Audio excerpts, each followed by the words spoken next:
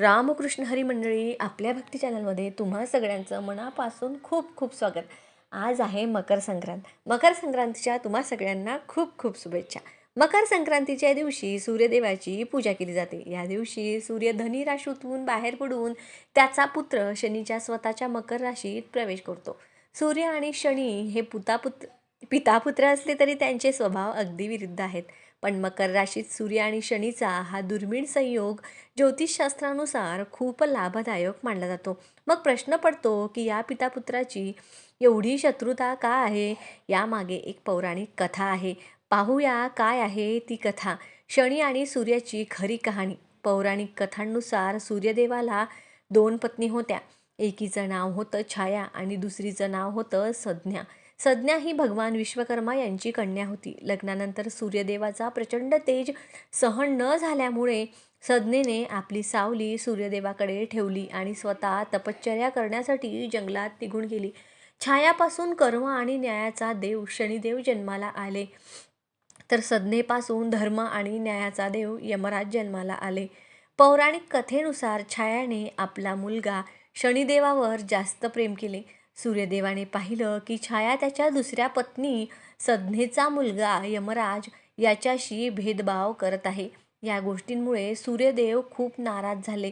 त्यांनी संज्ञेला आणि तिच्या मुलाला म्हणजेच यमराज आणि शनिदेवाला स्वतःपासून दूर केले.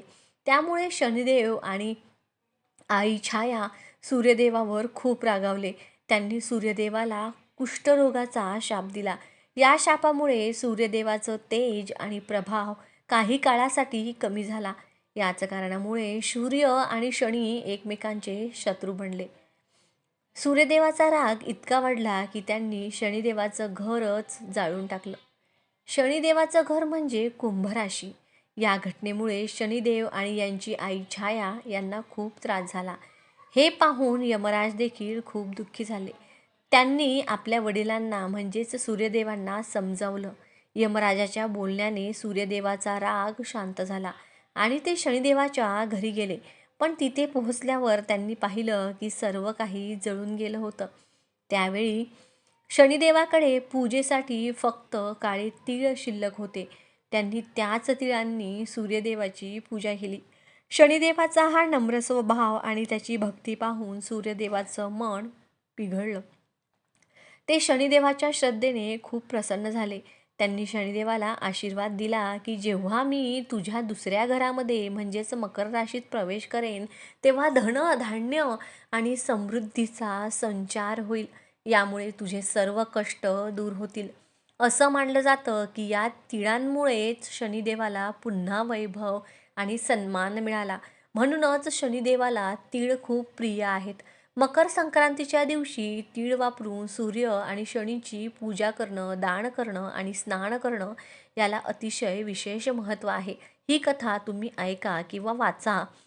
तर ही होती मकर संक्रांतीची पौराणिक कथा.